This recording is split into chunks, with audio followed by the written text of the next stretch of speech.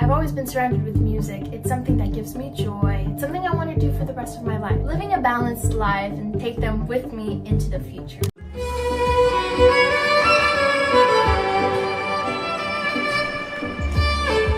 Who won't stop and listen when a young girl stands on a busy street, lifts her violin, and turns chaos into calm?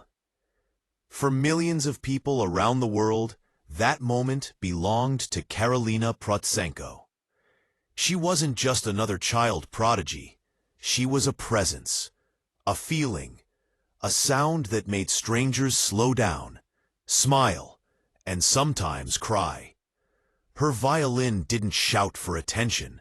It pulled people in quietly, gently, note by note. For years, Karolina's story felt like a modern fairy tale. A young immigrant girl, a violin, a street corner in California, and suddenly, millions of hearts listening across the world.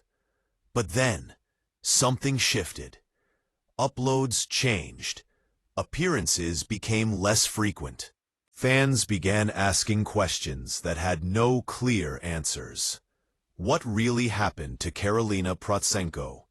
Did she step away by choice, or was something else happening behind the scenes?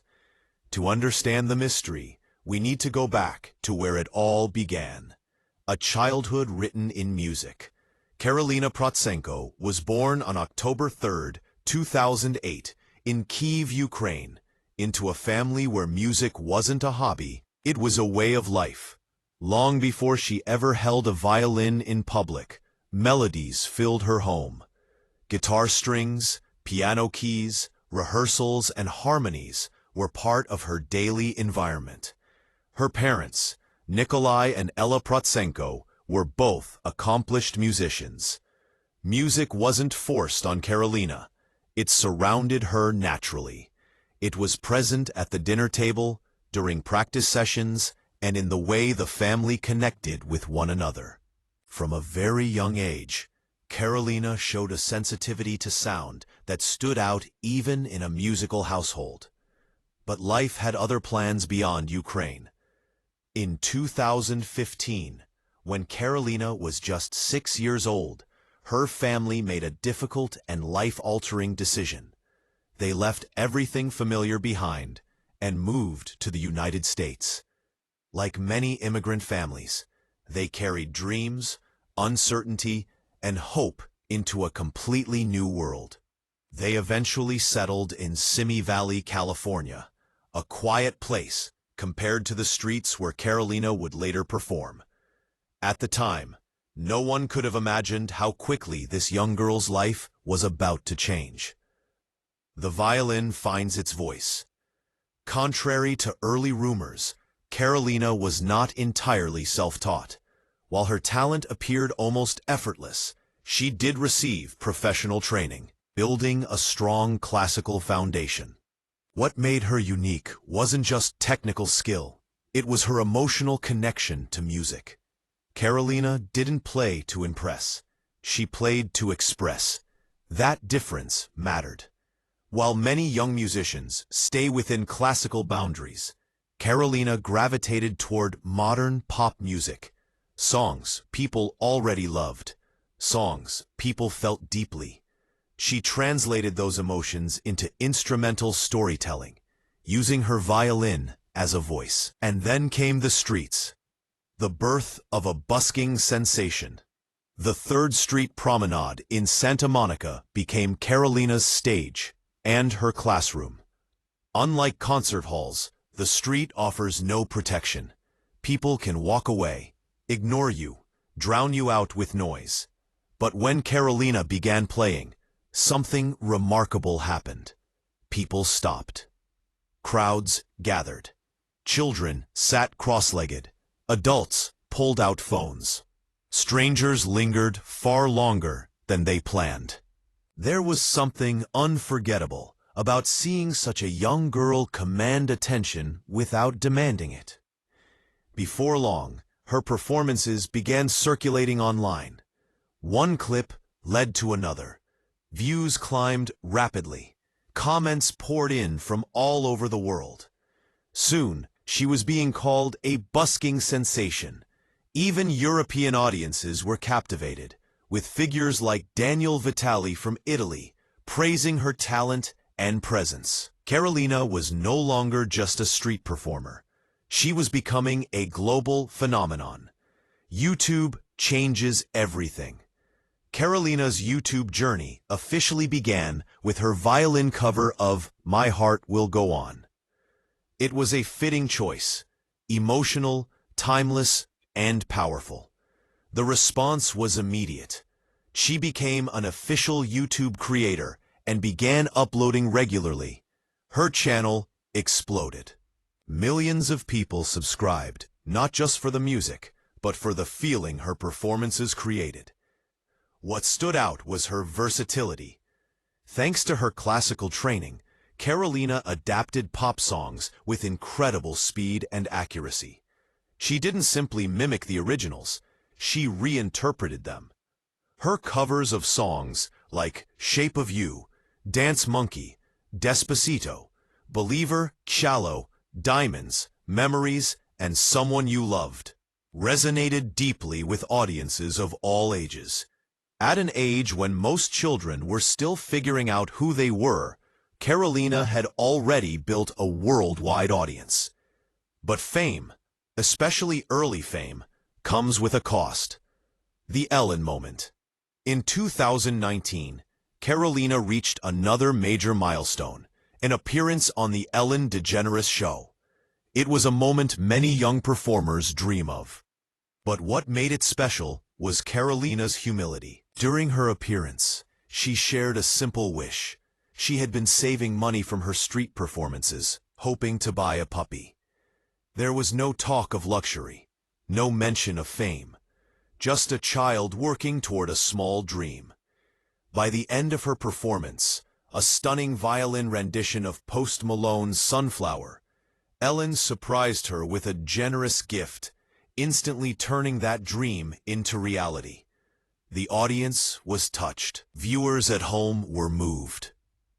Karolina's image became one of innocence, dedication, and pure love for music. But behind the smiles and applause, a new phase of her life was quietly beginning.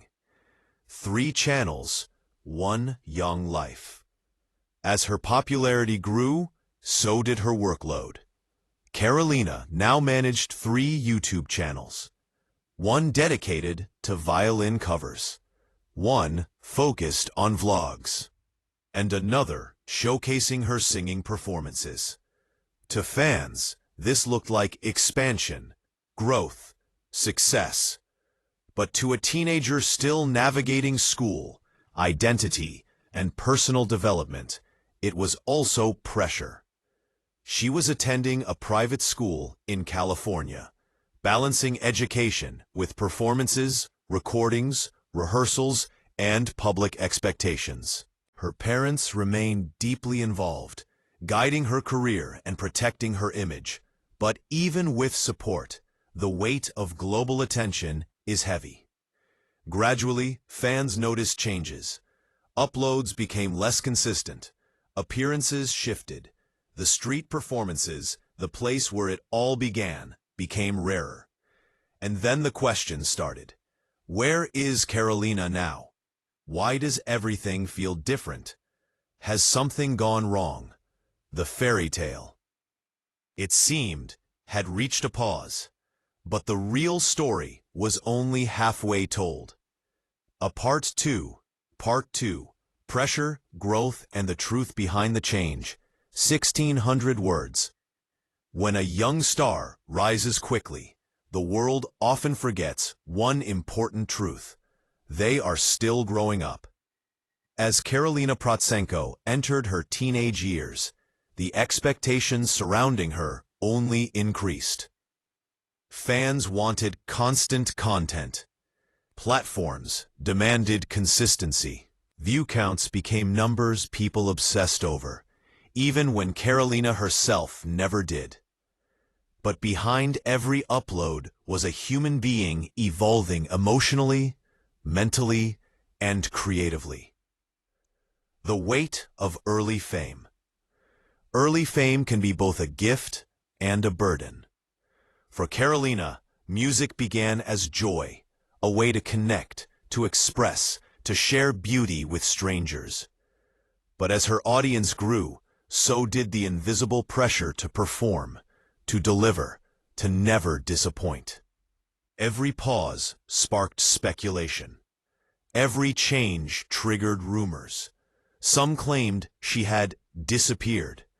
Others suggested family conflicts. A few even spread false stories of burnout or control. The truth, however, was far less dramatic and far more human. Choosing growth over noise. Karolina didn't vanish. She didn't quit music. She didn't abandon her audience. She grew. As she matured, her interests naturally expanded. Her voice developed. Her musical identity evolved. She began exploring singing more seriously, experimenting with new styles, and stepping away from constant public performance. For someone who spent years playing for strangers on the street, choosing privacy was not a failure. It was balance. Her family remained supportive, prioritizing her well-being over algorithms or trends. They understood something many audiences forget. Childhood doesn't pause for fame. How Karolina's absence felt dramatic is simple. She had been everywhere. Her presence became routine. So when that rhythm changed, people noticed immediately. Stepping back doesn't mean stepping away forever. It means breathing. It means choosing timing. It means protecting the joy that made the music special in the first place. Karolina's story was never meant to be a tragedy. It was meant to be a journey. What really happened? So, what really happened to Karolina Protsenko? She transitioned from child prodigy to young artist, from constant visibility to selective presence, from playing for attention to playing with intention. She didn't lose her passion. She protected it. And in a world that consumes young talent too quickly, that might be the most powerful choice of all. Karolina Protsenko's violin once stopped people in their tracks. Now, her story reminds us that sometimes stepping back is how artists move forward. And when she's ready to be heard again, the world will still be listening. When the noise fades and the spotlight dims, what remains is the artist. Not the image, not the numbers, not the headlines. And this is where Karolina Protsenko's story becomes more important than ever. For years, audiences saw her as the girl with the violin, the street performer, the viral sensation, the child prodigy who made busy sidewalks feel like concert halls. But that version of Karolina was only one chapter, not the full book. Growing up under a global lens, very few people experience childhood while being watched by millions. Every stage of Karolina's growth happened publicly. Her posture, her confidence, her musical style, even her facial expressions evolved in front of a global audience. That kind of exposure comes with invisible consequences. When a young artist begins to change, the internet doesn't always allow space for that change. Growth is questioned. Silence is misinterpreted. Maturity is labeled as disappearance. But stepping back was not a retreat. It was a recalibration. Karolina entered an age where identity matters deeply, not just as a performer, but as a person. What kind of musician does she want to be? What kind of life does she want to live? These are questions that cannot be answered while constantly performing on demand. The shift from street magic to artistic control. Street performances made Karolina famous, but they also locked her into a specific image. Many fans wanted her to stay exactly as she was, forever young, forever busking, forever viral. But artists don't grow by staying frozen in time. As Karolina matured, her focus slowly shifted toward control over her artistry. Studio recordings, vocal training, selective appearances, and more intentional content became part of her evolution. This wasn't abandoning her roots, it was building on them. Her violin was never meant to stay on the sidewalk forever. It was meant to carry her forward. Rumors versus reality. Whenever a young star slows down, rumors rush in to fill the silence. Some speculated about family pressure. Others claimed burnout. A few even suggested that her career had peaked too early. But the reality is far more grounded. Karolina did not burn out. She paced herself. She was not forced away. She chose balance. Her career didn't end. It matured. In an industry that often pushes young talent too hard, too fast, choosing longevity over constant exposure is not weakness. It's wisdom. A different kind of success. Success doesn't always look like constant uploads or viral clips. Sometimes, success is staying connected to the reason you started in the first place. For Karolina, that reason was never fame. It was music. The joy of translating emotion into sound. The quiet power of making people feel something without saying a word. That connection never disappeared. It simply moved out of the spotlight for a while. Why her story resonates so deeply. Karolina Protsenko represents something rare in the modern digital age. A reminder that talent is human before it is content. Her journey forces us to confront uncomfortable questions. Do we allow young artists to grow? Do we value their well-being as much as their output? And are we willing to wait instead of demand? The reason people still ask what really happened to Karolina Protsenko is because they cared. Not just about her music, but about her as a person. And that care still exists. Karolina's story is not over. It is simply unwritten beyond this point. She may return louder than ever, or quieter and more refined. She may focus on violin, vocals, or something entirely unexpected. What matters is that she gets to choose. And when she does step forward again, it won't be because the internet demanded it. It will be because the music called her back. Some stories don't end with tragedy. Some end with patience. And sometimes, the most powerful thing an artist can do is take a step back, so the next step forward truly matters.